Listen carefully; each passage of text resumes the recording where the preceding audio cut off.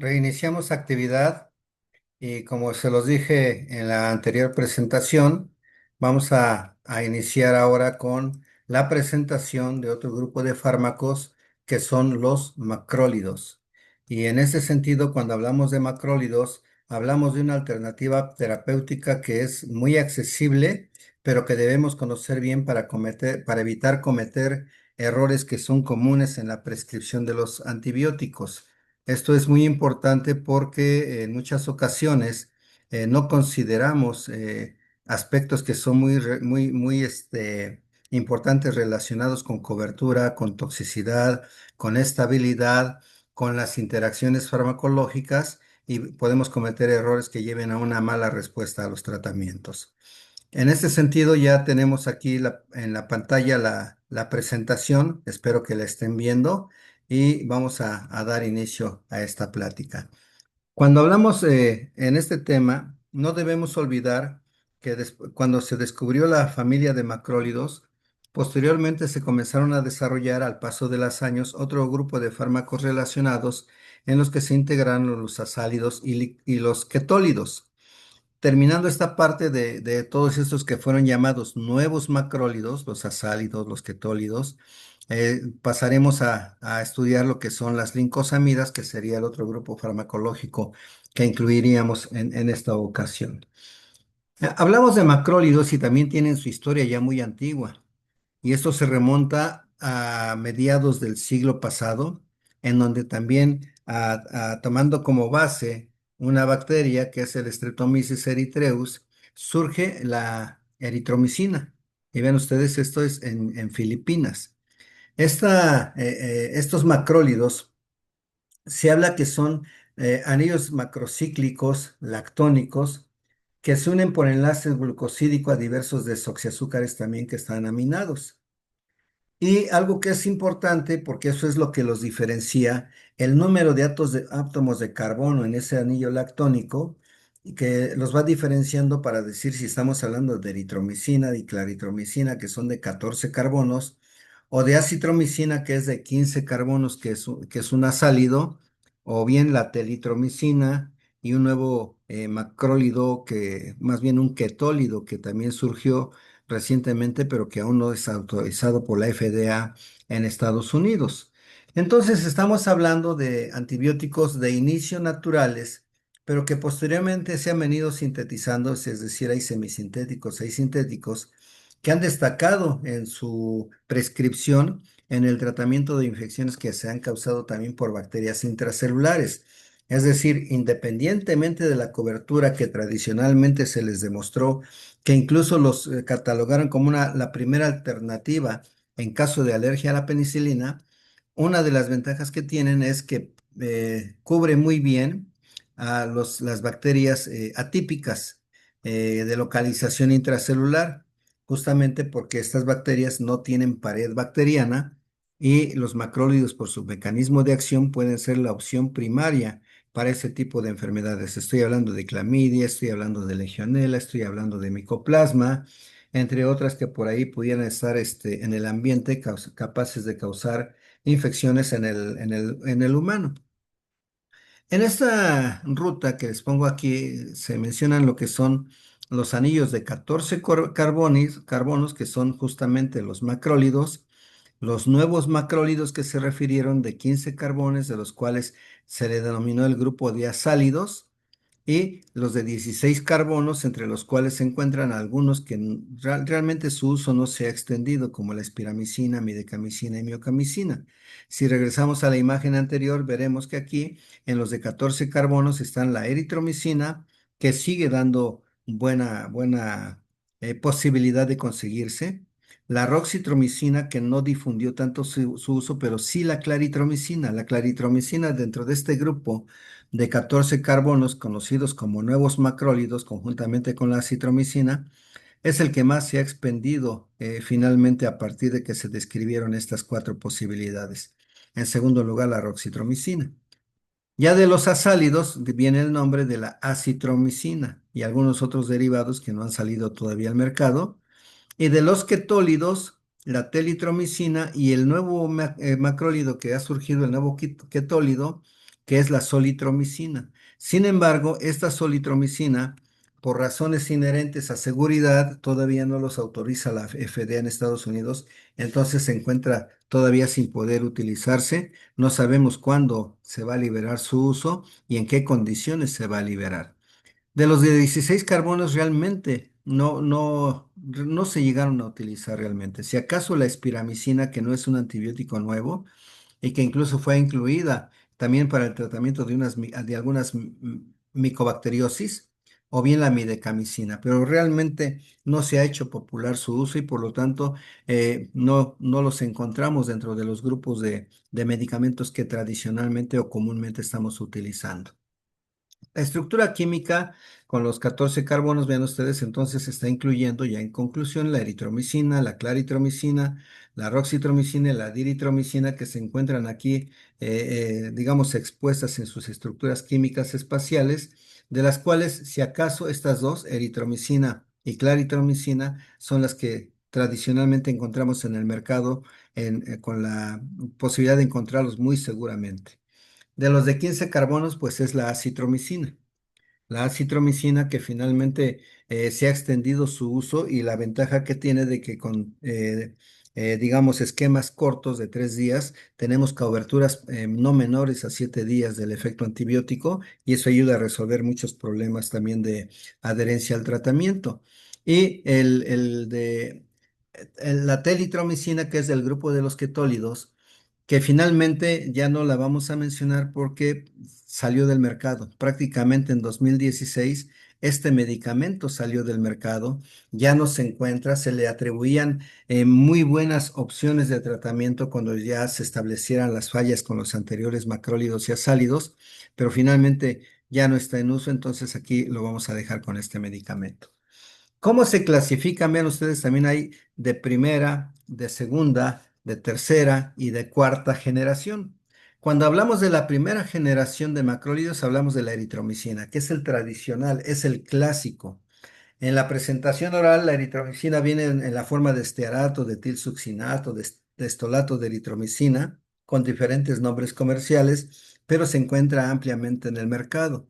Son, digamos, macrólidos de 14 carbonos, cuya actividad es dependiente del tiempo y tienen vida media corta. Ese es uno de sus inconvenientes, que su administración básicamente es cada 6 horas y las manifestaciones gastrointestinales que condicionan.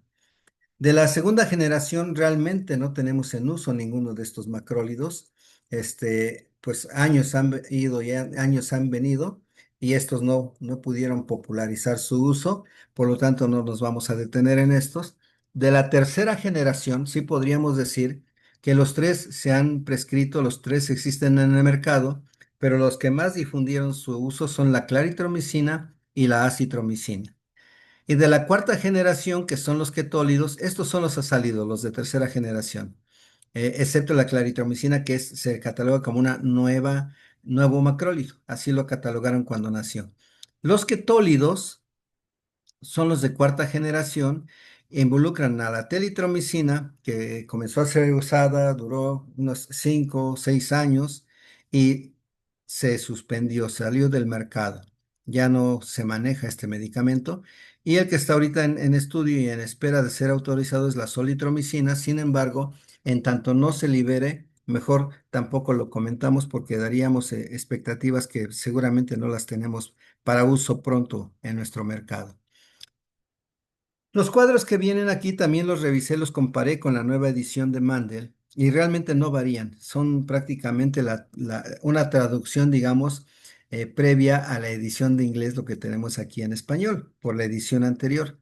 Sin embargo, lo que nos permiten ver estos cuadros, para no tratar de leerlos todos, que nos haríamos pelotas y nos confundiríamos, es checar cuáles son los microorganismos de interés que están manejándose para medir estas concentraciones inhibitorias mínimas para eritromicina, para citromicina y para claritromicina. Si se dan cuenta, ya en inglés ya no aparece la telitromicina, que todavía aparece en la edición en español, pero aquí ya se las eliminé. Entonces vean ustedes de los streptococcáceas, pues prácticamente todos. Streptococcus pneumoniae, que es el neumococo, Streptococcus piógenes, que es el estreptococo beta hemolítico del grupo A, el Streptococcus agalactiae, que es el estreptococo grupo B, los Streptococcus viridans, Enterococos y Staphylococcus aureus.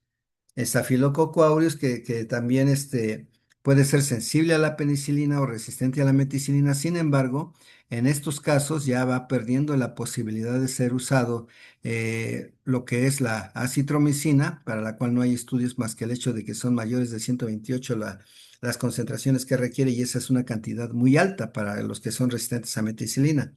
Entonces, en este sentido, ningún macrólido es opción para manejar estas resistencias, estas cepas resistentes de Staphylococcus aureus, no así de los que son sensibles, en los cuales la opción puede ser la claritromicina, ¿sí? Sin embargo, solamente sería sensible en lo que son las MIC 50 en lugar de las MIC 90, que ese es otro factor que habría que considerar. Y vean ustedes, la lista es larga, la lista es larga, pero algo que es de interés porque es en donde han mostrado una gran utilidad por su eficacia, están integrados en la terapia cuádruple que se maneja para el Helicobacter pylori. De hecho, la claritromicina es uno de los que mejor se han incluido porque vean ustedes las concentraciones inhibitorias mínimas que maneja, ¿sí? Para el Helicobacter pylori. Entonces, esta es una muy buena opción. Pero vean ustedes, micoplasma, clamidia, trachomatis, clamidia pneumoniae, clamidia psittacea, que no está aquí mencionada, legionela neumófila, son sensibles a lo que son los macrólidos. Entonces, las opciones terapéuticas vienen siendo muy buenas para todos estos medicamentos porque las concentraciones inhibitorias mínimas son bajas y su mecanismo de acción, al carecer de pares las bacterias, pues está dado en la síntesis de proteínas y eso ayuda mucho a estos microorganismos. Y además hay otra lista de microorganismos que tendríamos que ver para cuáles sí y cuáles no. Por ejemplo, Staphylococcus epidermidis no es opción terapéutica, pero Corynebacterium difteria sí. Casos de difteria, ven ustedes, pueden ser resueltos en los casos de alergia a la penicilina con cualquiera de los macrólidos, también listeria, Moraxella catarralis también, dudoso para Haemophilus influenza por las concentraciones altas que se están marcando de concentración inhibitoria mínima. Bordetella sí responde, de hecho, ahora que resurgió la tosferina, pues puede ser una buena opción el uso de los macrólidos en primera instancia, ¿sí? Y así podemos ir analizando estas listas que son grandes, pero no terminaríamos. ¿Cuál es el mecanismo de acción? Les decía que es inhibiendo la síntesis proteica. Desde luego estamos hablando de las bacterias sensibles por una unión que es reversible a la subunidad 50S del ribosoma bacteriano. La acción bacteriostática o bactericida depende del microorganismo, la concentración que se alcanza del antibiótico, el tiempo de exposición al antibiótico, así como el hecho de que sabemos que es a nivel intracelular donde se requiere su acción. Por lo tanto, dependemos de la concentración intracelular tanto en macrófagos como en polimorfonucleares. Y algo que es importante, tienen un efecto posantibiótico prolongado y esto es muy importante, sobre todo en esas infecciones que son por atípicos y que pueden incluso cronificar algunas de ellas. Y en este esquema, pues básicamente los equiparo, si ustedes se dan cuenta y recuerdan en el aula, yo les dibujé unos muñecos muy bonitos en donde se encuentran la subunidad 50S y la subunidad 30S ribosomal y los sitios en donde están actuando este tipo de antibióticos, ¿sí? Cuya finalidad es justamente alterar la lectura de lo que es el mensaje, de lo que es el proceso de lectura de la cadena de RNA para dar lugar a una proteína falsa, una proteína errática, errónea, y de esta manera conducir a la dificultad para la replicación bacteriana y en algunos casos a la lisis bacteriana, conjuntamente con las actividades que tiene el sistema inmunológico para poder apoyar en la resolución de los procesos infecciosos. Aquí nos da dos ejemplos de macrólidos, la eritromicina y la espiramicina, en los sitios donde están actuando todos ellos para la síntesis de la proteína. Dentro de sus indicaciones, vean ustedes, estamos hablando de neumonías adquiridas en la comunidad, de neumonías por bacterias atípicas como Mycoplasma, Legionella, clamidia, las tosferinas, infecciones por Bordetella pertussis, faringitis por Corynebacterium, es decir, la difteria, o bien las conjuntivitis por Clamidia trachomatis. Si se dan cuenta, todas estas son las consideradas bacterias atípicas. Pero también actúa, por ejemplo, en Campylobacter jejuni, en las infecciones de gastroenterales por Campylobacter jejuni, en las úlceras gástricas y duodenales que condicionan la presencia o se condicionan por la presencia de Helicobacter pylori, la enfermedad de arañazo de gato y otras infecciones por Bartonella se les llama Bartonelosis, es Bartonella henselae. Y alternativo para su tratamiento, si hay alergia a la penicilina, que es el antibiótico base para Streptococcus pyogenes, también funcionan bien los macrólidos para Streptococcus pyogenes, o bien infecciones dérmicas por estafilococos sensibles, gastroenteritis por algunas enterobacterias, principalmente con acitromicina, que es mucho más eficaz que claritromicina y eritromicina para estas enterobacterias y las infecciones genitourinarias no gonocócicas, así como el chancroide, que sabemos que es el Haemophilus ducreyi, el causal del chancroide.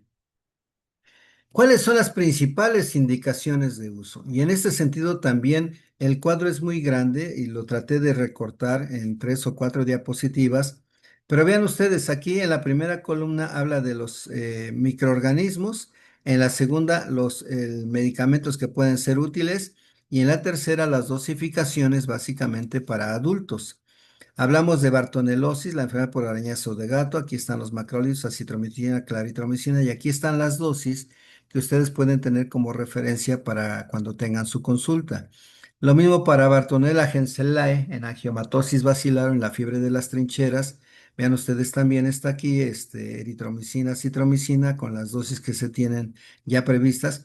La tosferina, Campylobacter jejuni, que es una infección gastrointestinal, Clamidia pneumoniae, en sus formas de neumonía por Clamidia pneumoniae, ¿sí? Clamidia trachomatis, lo que es la conjuntivitis de inclusión, la clamidia que también provoca neumonía, la que provoca el tracoma, la que provoca uretritis en infecciones de transmisión sexual, la difteria, el chancroide por Haemophilus ducreyi, las infecciones por Helicobacter pylori, legionelosis, las enfermedades causadas por el complejo Mycobacterium avium y el complejo Mycobacterium avium también en relación a las profilaxis que se pueden manejar en pacientes o en personas susceptibles.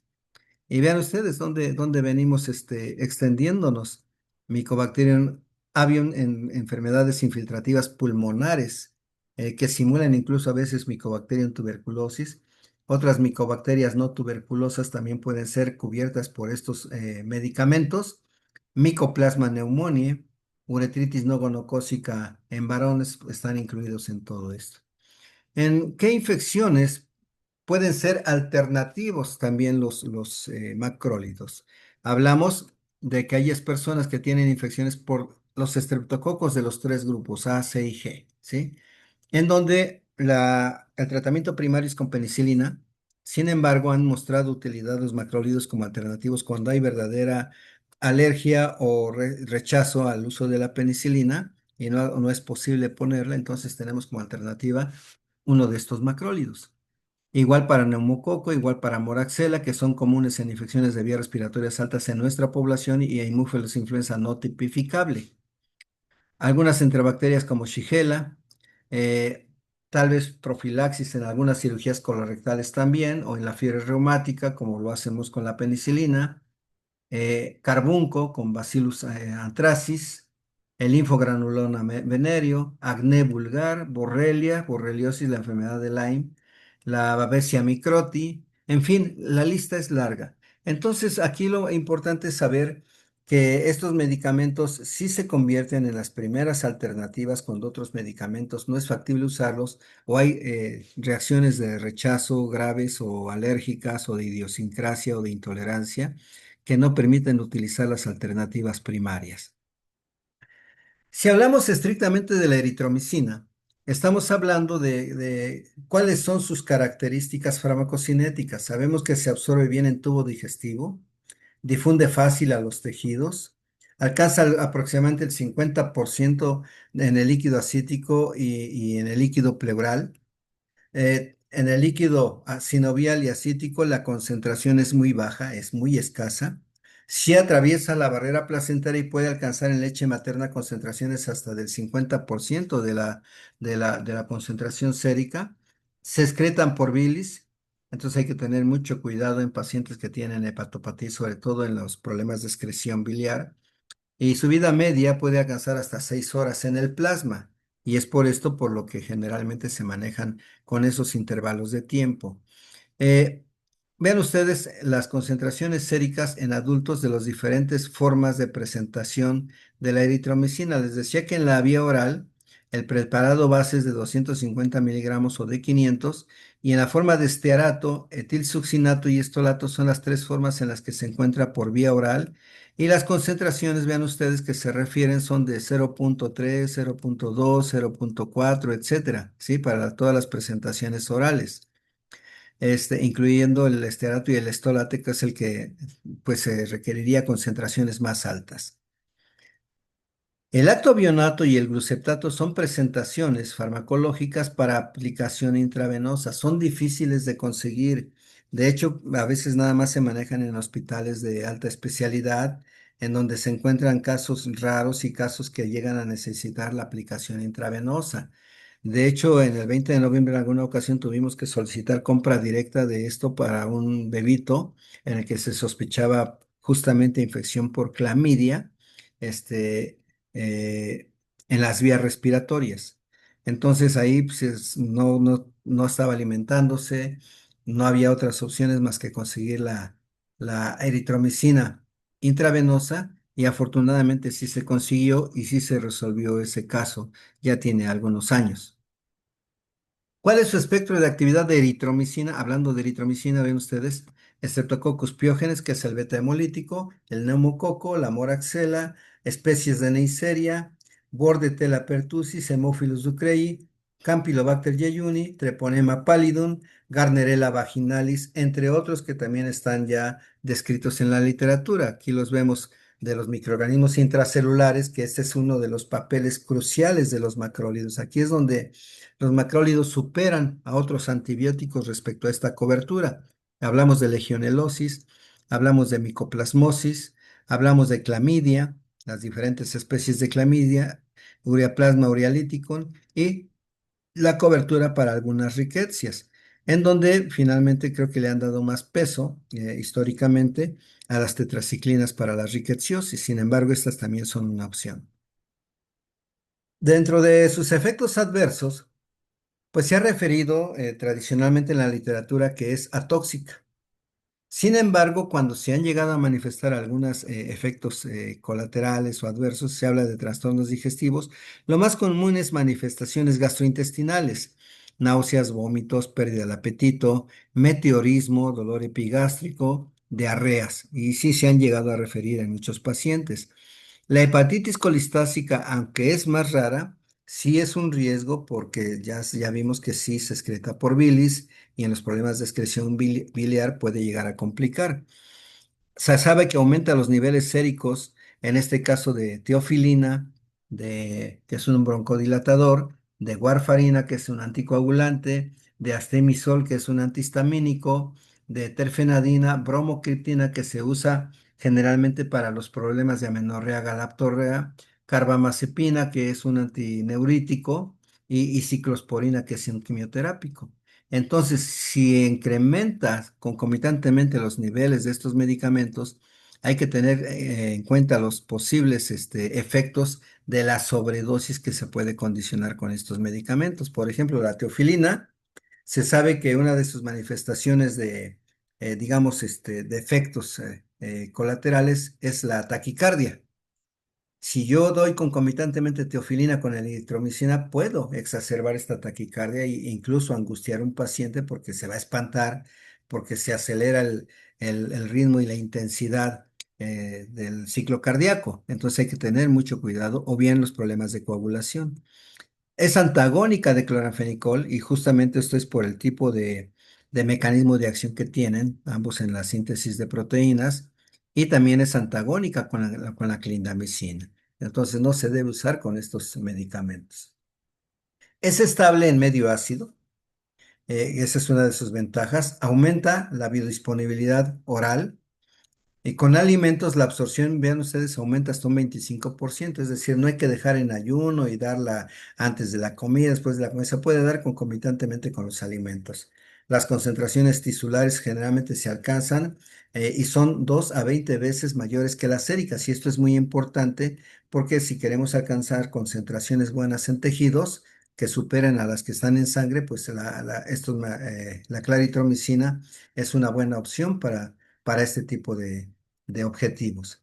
Este medicamento, la claritromicina, vean ustedes, penetra y concentra en macrófagos alveolares y en los polimorfonucleares. Y ahorita les voy a comentar cuál es una de sus eh, acciones que se ha referido en la literatura. Persiste en tejido pulmonar por más de 24 horas y luego de la última dosis y pues el metabolismo hepático está bajo la regulación que también hace por el sistema del citocromo P450, convirtiéndole en hidroxiclaritromicina como un metabolito activo de la claritromicina. Su espectro se dice que es 2 a 4 veces más activa que eritromicina contra estafilococos meticilino sensible. Entonces se vuelve una mejor opción que la eritromicina en este sentido. El resto de la cobertura es similar al de la eritromicina con la claritromicina. Ven ustedes las especies de estreptococos, incluyendo neumococo, Haemophilus influenza, moraxelas, legionelas, micoplasmas, clamidias, todas las que maneja eritromicina, pero es más estable contra estafilococo y alcanza mejores concentraciones. También puede tener un espectro ampliado hacia micobacterias no tuberculosas. Conforma parte de los stocks de manejo, digamos, multifarmacológico para el Helicobacter pylori. Se puede usar también para toxoplasmosis. Aquí estamos hablando de un protozoario, si se dan cuenta, no, no es una bacteria, es un protozoario. En borreliosis, en infecciones de transmisión sexual en las que se involucran clamidias, neiserias, ureaplasmas y otra micobacteria que es el Mycobacterium leprae, causal de la enfermedad de Hansen, ¿sí? O lo que es la lepra para fines prácticos. También tiene efectos adversos la claritromicina y también son manifestaciones gastrointestinales, principalmente náuseas, diarrea y dolor abdominal. Ha llegado a presentar algunas manifestaciones de exantema farmacológico o farmacodermias, así como también elevación de las pruebas de funcionamiento hepático, principalmente las de inflamación, como es la hipertransaminasemia, y en algunos casos muy raros la leucopenia. Si nos vamos a la citromicina también tiene una farmacocinética parecida a todas ellas. Es estable en medio ácido gástrico. Con los alimentos disminuye su biodisponibilidad, por lo que aquí sí hay que darla antes de los alimentos, cuando menos media hora a una hora antes de los alimentos. Es lipofílica, con excelente distribución gracias a esta propiedad lipofílica. Tiene una penetración tisular lenta y una vida media muy larga. Vean ustedes, más de 60 horas, con concentraciones tisulares también altas, superiores a las séricas, y se elimina por intestino sin modificarse. Su espectro de acción ya involucra enterobacterias, vean ustedes, más allá de las que ya hemos mencionado con los anteriores macrólidos. Hablando de enterobacterias, ya involucra Escherichia coli, Salmonella, Yersinia, Shigella, Campylobacter y algo que también se incluye, Pneumocystis jirovecii. Si bien el Pneumocystis jirovecii tradicionalmente se ha dicho que es sensible principalmente a trimethoprim sulfametoxazol al doble de la dosis que habitualmente se maneja, viene siendo la citromicina una posibilidad cuando no hay buena respuesta a trimethoprim. Habría que ver esto porque estas pruebas se han hecho in vitro. Entonces había que ver qué tanto funcionan en vivo este tipo de hallazgos que se han venido dando.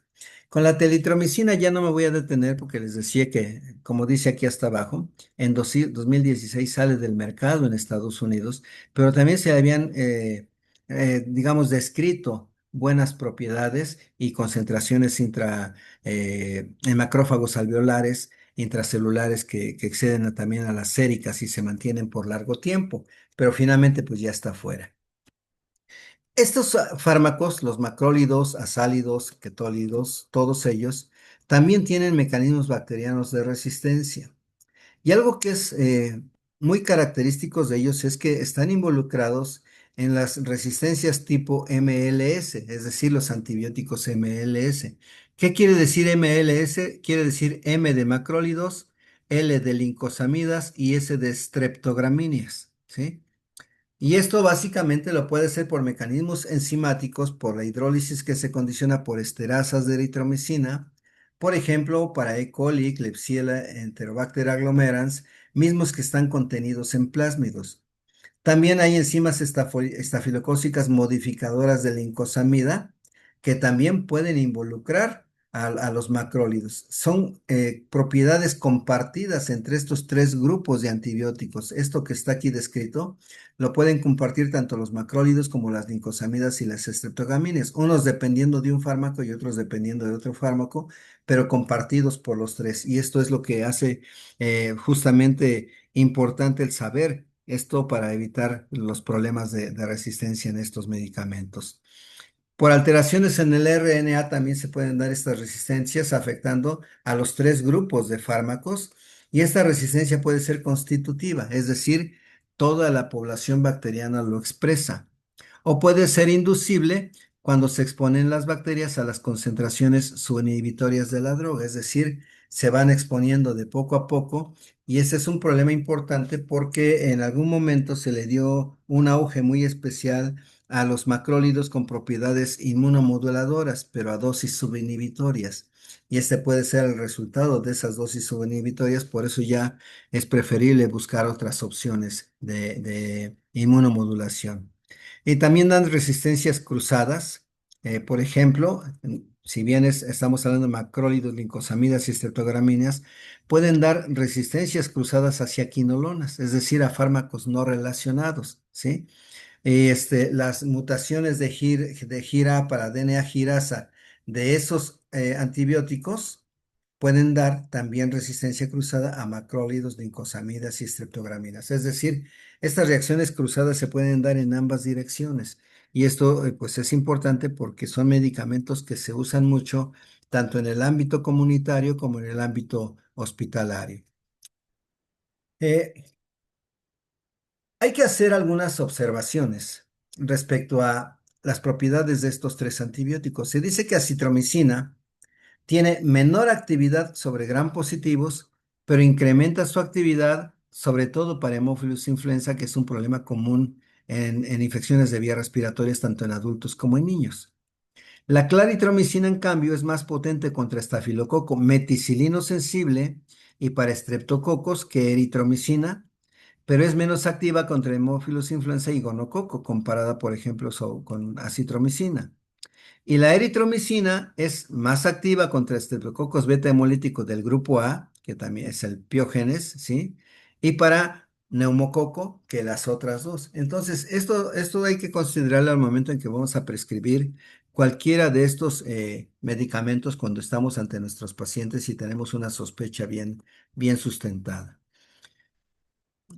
Algo que viene describiéndose desde hace muchos años, básicamente desde que llegaron los nuevos macrólidos, la claritromicina, la citromicina, de algunos efectos que no son propiamente antibióticos. Dentro de estos, el efecto de antibióticos inmunomoduladores. ¿Por qué se los comento? Porque probablemente ustedes todavía encuentren en la literatura el efecto inmunomodulador de los antibióticos, cuyo único fin o el fin último es restablecer la actividad fagocítica así como inducir a una respuesta inmune específica según los objetivos que se tienen con la inmunomodulación.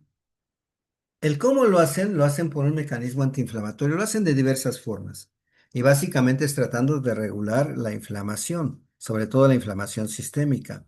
Entonces, lo que se dice que pueden hacer es modular la cascada inflamatoria. ¿Quiénes integran la cascada inflamatoria? Pues son las citocinas proinflamatorias, la 1, la 6, la 8 y el factor de necrosis tumoral. Eh, Probablemente esto lo hagan, ¿sí? Por una acción directa por el factor nuclear de transcripción, que es el factor NF-κB, ¿sí? El NF-κB, que es el que regula la producción de citocinas proinflamatorias, como ya lo hemos venido mencionando en otras clases. También la expresión de óxido nítrico sintetasa inducible, que permite disminuir la formación de aniones superóxido y de radicales libres, y por lo tanto un mecanismo antiinflamatorio asociado. También incrementando los niveles de AMP cíclicos en neutrófilos, induciendo también la apoptosis como un mecanismo de defensa, ¿sí? Todo esto básicamente representado justamente en estos esquemas en donde se habla de, aquí en los esquemas, el cómo el NF-κB regula la producción de citocinas proinflamatorias y aparte de esto tiene una acción también influyente en la expresión de la inmunidad celular a través de los linfocitos T y la inmunidad humoral a través de los linfocitos B. Y aquí lo dice, inhibición de citocinas proinflamatorias, inhibición del factor NF-κB, la disminución de radicales libres oxidantes, inhibiendo la expresión también del óxido nítrico sintetasa y la formación de aniones superóxido, así como radicales libres de oxígeno. Todo esto con tendencia a disminuir el proceso inflamatorio. Ya lo habíamos comentado también, la apoptosis celular por el incremento de los niveles de AMP cíclico, que es dependiente de la dosis, y la disminución del número de neutrófilos en esputo, es decir, incluso disminución del proceso inflamatorio, incrementando la capacidad fagocitaria y la capacidad bactericida de los fagos, incrementando en estos, en los polimorfonucleares, en los macrófagos, esta actividad bactericida que se lleva al interior de estas células. Entonces, digamos, tratando de sintetizar algunas de las acciones en neutrófilos, puede condicionar disminución de la migración y la actividad quimiotáctica, disminuyendo las moléculas de adhesión intercelulares, la ruta de los leucotrienos en la inflamación. También se dice que pueden modificar la virulencia de algunas bacterias como Pseudomonas aeruginosa, incluso disminuyendo su capacidad de formar biopelícula o biofilm. También se dice que inhiben los genes productores de moco y por lo tanto disminuyen la producción de moco en el epitelio bronquial, así como la viscosidad y el poder reológico del moco.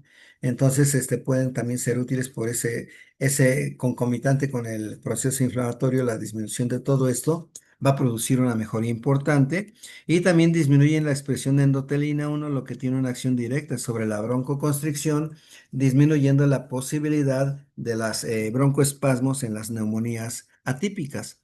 O bien también en los procesos, digamos, inflamatorios bronquiales, en donde también actúan digamos, inhibiendo la broncoconstricción o disminuyendo la broncoconstricción. Todas estas propiedades que se han ido estableciendo como parte del efecto inmunomodulador son características en los miembros del grupo de 14 y 15 átomos de carbono, ¿sí? En donde se han postulado como moduladores de la respuesta inflamatoria en enfermedades respiratorias clínicas y bases moleculares desconocidas. Esta parte traía yo varias diapositivas que ya no puse en esta ocasión, en donde se habla de enfermedades, por ejemplo, como la panbronquiolitis difusa, como el asma, como la bronquiolitis crónica y algunas otras enfermedades en las que ya hay un volumen expiratorio forzado comprometido. Y entonces mejoran todos esos parámetros en las espirometrías con el uso de los macrólidos, pero algo que dicen es que son en dosis subterapéuticas. Entonces, esto es un riesgo para la generación de esos mecanismos de resistencia. Y este es el esquema general que se hablaba de la disminución de la inflamación, acción directa sobre los neutrófilos, sobre la cascada de citocinas, sobre el biofilm, sobre el transporte ciliar, cuyo objetivo final de todos estos procesos es la disminución de la inflamación muy ostensible, sobre todo en la vía respiratoria. Disminuyen los radicales libres, aumenta la apoptosis en neutrófilos, disminuye la producción de interleucina 8 y por lo tanto la migración de neutrófilos, disminuye también la capacidad de adherirse de Pseudomonas aeruginosa y disminuye la producción de alginato y esto favorece el hecho de que la Pseudomonas aeruginosa no se adhiera tanto a los epitelios bronquiales y disminuye la viscosidad del moco y desde luego también disminuye la producción de moco, por lo que mejora el transporte ciliar del mismo. Entonces, todos estos mecanismos se les han atribuido históricamente. ¿Por qué les digo que hay que ser muy cautos? Porque lo van a leer y de repente uno se apantalla de primera instancia. Pero actualmente ya hay medicamentos que son inmunomoduladores por sí mismos, sin ser antibióticos, antiinflamatorios por sí mismos, sin ser antibióticos, que finalmente deben tomar ese papel y nosotros tomar el papel antibiótico de los macrólidos, rescatar el motivo para el que fueron creados a pesar de todas estas ventajas que se les atribuyen, que sería, digamos, el efecto ganado utilizándolos como antibióticos. Es un efecto, digamos, favorable, pero no es la intención primaria de estos medicamentos el ser inmunomoduladores, aunque sí lo sean. Suena paradójico, pero es una realidad y hay medicamentos que sirven como inmunomoduladores que se han venido promoviendo al paso de los años. ¿Cuáles son las dosis? Vean ustedes, para la citromicina, 12 miligramos kilo día, incluso con 10 miligramos kilo día es suficiente cada 24 horas. Si lo damos por 5 días va a alcanzar hasta 10 días de cobertura, ¿eh? Si lo damos por 3 días, alcanza de 7 y muy rara vez hasta 10 días, pero son tiempos suficientes para resolver un cuadro respiratorio de vías aéreas altas o bajas, sobre todo por atípicos. La claritromicina, 15 miligramos por kilo por día, dividida para cada 12 horas durante 1 o 2 semanas. Sin embargo, la claritromicina ya hay algunas presentaciones de monodosis diaria, que esas hay que consultarlas en los diccionarios farmacológicos para ver en qué farmacias se expenden estas presentaciones de monodosis diaria. El nombre comercial, pues no me quiero meter yo con los nombres comerciales por cuestión de conflictos de interés, pero esos los pueden consultar ustedes en las farmacopeas. Y la eritromicina, la dosis es más alta, 30 a 50 miligramos por kilo por día. Cuando se llegan a utilizar las formas IV en el recién nacido, aquí tenemos que ver el peso del recién nacido, si tiene menos de 2 kilos o si tiene más de 2 kilos, y la edad de vida, de 0 a 7 días de vida o de 8 a 28 días de vida, es decir, después de los 7 días.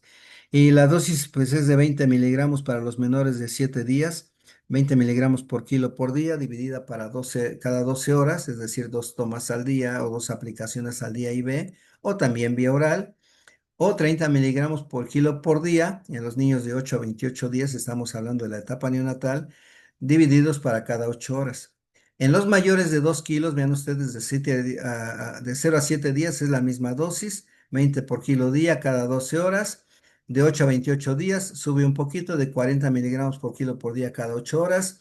Y mayores de 28 días, 40 miligramos por kilo por día también para los bebés mayores de 28 días cada 8 horas. Con esto cerramos esta parte de macrólidos e iniciamos lo que es la parte de las lincosamidas. Las lincosamidas, que también son antibióticos conocidos, yo estoy seguro también por ustedes, que tienen como mecanismo de acción su unión a la porción 23S de la subunidad 50S también, es decir, la subunidad mayor del ribosoma bacteriano, inhibiendo la replicación temprana de la cadena peptídica a través de la inhibición de la transpeptidación en la subunidad 50S. Y aquí nos tendríamos que recordar cómo se lleva a cabo nuestra síntesis de proteínas. Recuerden que el objetivo es formar proteínas y por tanto hay procesos de transpeptidación, que es en donde actúan estos antibióticos. La primera que fue descubierta fue el Lincozin. Seguramente ustedes han oído esa marca, ¿no? Comercial, que es lincomicina. La primera descubierta fue lincomicina pura, a través también de una bacteria, Streptomyces lincolnensis, y esta es su estructura química ya modificada para obtener clindamicina, que es digamos, la que actualmente se utiliza. Aunque existen las dos, existe la lincomicina y existe la clindamicina, si una recomendación les puedo dar y me hacen caso, es preferible utilizar la clindamicina. La lincomicina no ofrece todas las ventajas que ofrece la clindamicina. Les decía que su mecanismo de acción similar a macrólidos y cloranfenicol son los mismos puntos de unión o los mismos puntos de unión superpuestos a la subunidad 50S del ribosoma. Por lo tanto, compiten con esos medicamentos y no se deben usar al mismo tiempo por la unión con estos antibióticos cloranfenicol y macrólidos. Las lincosamidas, cuando se utilizan, no se combinan con esos medicamentos. Esta inhibición de la síntesis de proteínas generalmente es en la elongación temprana de la cadena, ¿sí? Es decir, es la segunda fase, pero en la fase temprana de lo que es la elongación, es en donde interfieren esa transpeptidación que acabamos de mencionar y al igual que los macrólidos, también pueden estimular la disociación del peptidil del RNA de transferencia de los ribosomas. Es ahí donde ejercen realmente su mecanismo de acción. Su actividad antimicrobiana, vean ustedes, por eso es lo que les decía que la clindamicina es preferible porque es más potente que la lincomicina y tiene una potencia similar a la eritromicina frente a estafilococos, neumococos, streptococos piógenes y viridas. Clostridium tetani, que es un anaerobio y este medicamento también es muy estable entre algunos anaerobios. Clostridium perfringens y Corynebacterium diphtheria. Cuando vemos el cuadro de sensibilidad in vitro a la clindamicina, igual tendremos que ver cuáles son las concentraciones inhibitorias en la MIC50 con los intervalos de administración de los fármacos para estos microorganismos, para neumococo, para beta hemolítico, para viridans, para enterococos, estafilococos, neiserias, hemófilus, bacteroides, etcétera, etcétera. Así todos esos que están aquí. Y vemos las concentraciones inhibitorias mínimas en microgramos por mililitro. Y vean ustedes, menor de 0,25 con rangos entre 0,25 a 128. 0,06 con rangos entre 0,06 a 64. O sea, para estos microorganismos sí puede ser factible utilizar estos medicamentos. Entonces, hablamos de un medicamento que es una alternativa que funciona bien cuando la sabemos utilizar adecuadamente. Vean, ustedes sigue teniendo una actividad elevada frente a Staphylococcus aureus, sensible a meticilina. También puede actuar, ven ustedes, in vitro se ha demostrado contra Toxoplasma gondii, que es un parásito, e in vitro en fibroblastos humanos que ha crecido en cultivo, ha logrado inhibir el crecimiento de Toxoplasma gondii. También un efecto inhibidor sobre Plasmodium falciparum. Entonces, ahí quedan en el conocimiento de cada uno y en la memoria de cada uno estas posibilidades que pueden ser remotas, pero que ahí quedan guardados en la memoria para el supuesto caso de que pudieran utilizarse en algún momento de su carrera. Desde el punto de vista farmacológico, alcanzan una concentración sérica máxima después de la administración oral de clindamicina, que se produce antes que con la lincomicina, al menos al doble de elevada que la lincomicina. Eh, Se absorben aproximadamente 90%, pero por los alimentos se puede reducir ligeramente, no es tan importante, no es de significancia clínica, entonces se puede dar conjuntamente con los alimentos, en tanto que la lincomicina sí disminuye mucho la absorción con los alimentos. También es otra diferencia importante. La concentración sérica máxima, entonces estamos hablando de clindamicina en adultos después de las dosis orales convencionales, al cabo de una hora es de 2,5 a 3,6 microgramos por mililitro a las 6 horas de 0,7 y 1,1 respectivamente entre lo que es clindamicina y lo que es lincomicina. Entonces veremos que realmente sí, las ventajas de la clindamicina son muchas respecto de la lincomicina. Después de la administración intramuscular, comparativamente con la oral, vean ustedes las concentraciones séricas máximas en 3 horas son de aproximadamente 6 microgramos por mililitro después de una dosis de 300 y de 9 microgramos por mililitro después de una dosis de 600. Ya a las 12 horas los valores bajan a 0,7 y 0,9 respecto a las dosis de 300 o de 600 respectivamente. Después de infusiones intravenosas de 20 a 45 minutos con estas dosis de 600, 900 o 1200 miligramos con clindamicina, vean ustedes las concentraciones séricas, 10, 11 y 14 microgramos por mililitro respectivamente. Entonces, sí tenemos una buena opción farmacológica, pero hay que aprender a utilizarla y hay que tenerle respeto de todos modos. Si bien se sabe que las lincosamidas han mostrado buena penetración en la mayoría de los tejidos, definitivamente hacia líquido cefalorraquídeo no hay que considerarlas, ¿sí? Incluso con meninges inflamadas no podemos confiar en la clindamicina para meningitis. Sin embargo, en huesos sí son una buena opción, la concentración ósea, porque comparado con la sérica, incrementa más a nivel de hueso que en suero o que en la sangre. Entonces es una buena opción para problemas infecciosos de hueso. Hablamos de las osteomielitis. Sí atraviesa la barrera placentaria en mujeres embarazadas, y puede entrar a la circulación y puede entrar a los tejidos del feto, por lo que hay que ser muy cautos en su manejo, sobre todo en las mujeres embarazadas. Y algo que también se ha establecido es que se transporta de manera activa, es transporte activo hacia el interior de leucocitos, los polimorfos nucleares, y hacia macrófagos, o sea, también tiene acción intracelular importante. Se metaboliza mayoritariamente en el hígado y da productos como metabolitos con actividad antibacteriana variable. En este caso, sus metabolitos es la N-desmetilclindamicina, que esta sí es más activa que en el compuesto original, y el sulfóxido de clindamicina, que es menos activo, y estos se han detectado en bilis y orina, pero no se han detectado en suero.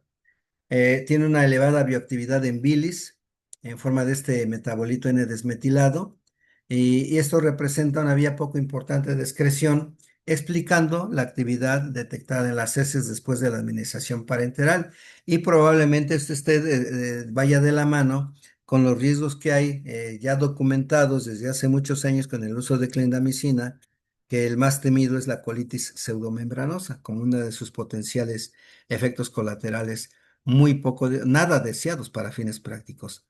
Entonces, la actividad de la clindamicina en heces persiste durante al menos 5 días después de que 48 horas de administración parenteral.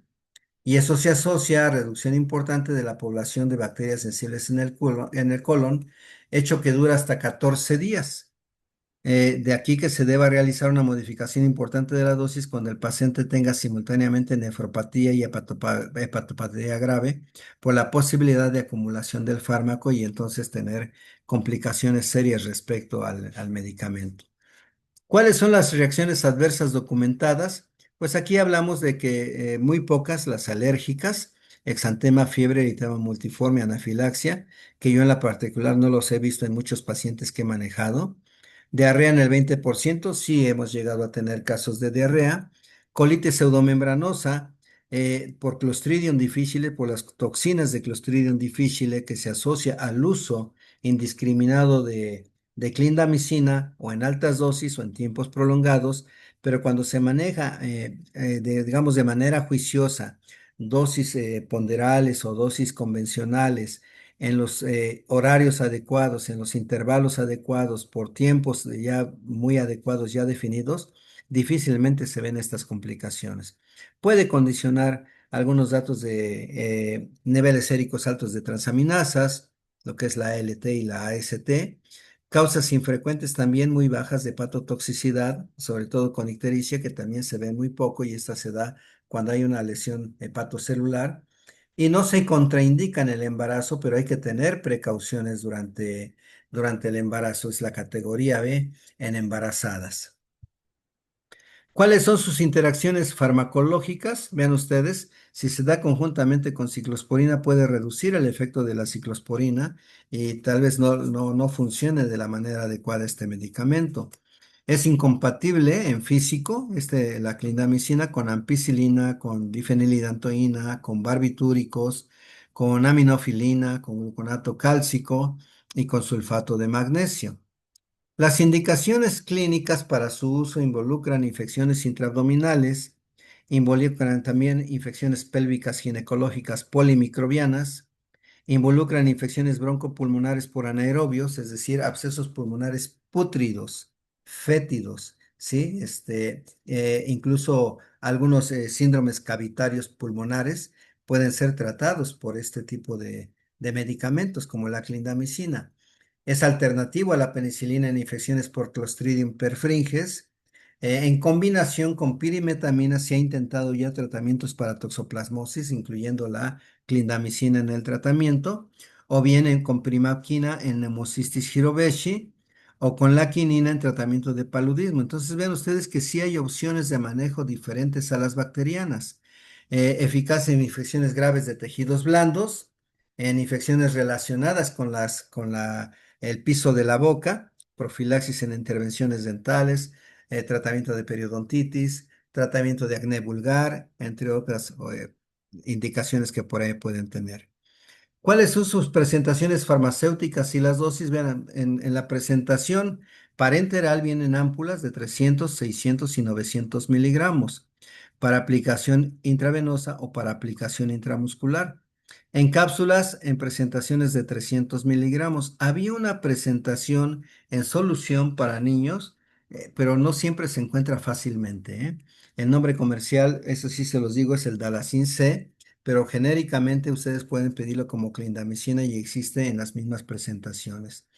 Las dosis para los adultos no debe rebasar de 600 a 1200 miligramos por día, divididos para dos o para cuatro tomas. Lo ideal es darlas en dos tomas y eso es más que suficiente para alcanzar las concentraciones séricas que ya vimos que se pueden mantener hasta por 48 horas o por 5 días después de 48 horas de toma, ¿sí?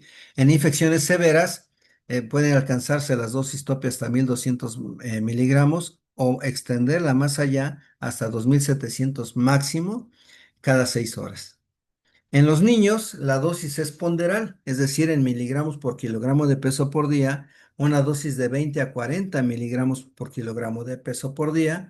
Yo tomé la decisión a título personal de manejar la dosis promedio, 30 miligramos por kilo por día, para que no haya falla, en 3 a 4 tomas en niños mayores de 10 años o 350 a 450 miligramos por metro cuadrado. Aquí tenemos que aprender a calcular la superficie corporal porque esto es por metro cuadrado de superficie corporal por día. Esto sobre todo en niños mayores de 10 años, en un que a veces ya ni son niños pequeños ni son adultos, y entonces se calcula en superficie corporal, en metros cuadrados de superficie corporal, esta dosis para la clindamicina. En los recién nacidos, cuando eventualmente se llega a usar 15 a 20 miligramos por kilo por día en 3 o 4 dosis, es la dosis que se establece para estos pacientes. Tal vez la conclusión respecto a este antibiótico, que es un antibiótico muy bueno, también puede llegar a ser usado combinado con otros antibióticos. De hecho, en muchas neumonías adquiridas en la comunidad complicadas con absceso pulmonar o con síndromes cavitarios, la combinación de ceftriaxona con clindamicina ha sido una opción primaria en muchos hospitales para tratar de resolver estas infecciones con buena respuesta a estos tratamientos. ¿Sí? Eso queda ahí como parte del complemento que yo les puedo dar de lo que sucede en la práctica diaria con esquemas que no están mencionados en guías de práctica clínica. Con esto cerramos esta parte de estos medicamentos, tanto el grupo de los macrólidos, azálidos, ketólidos y el grupo de las lincosamidas.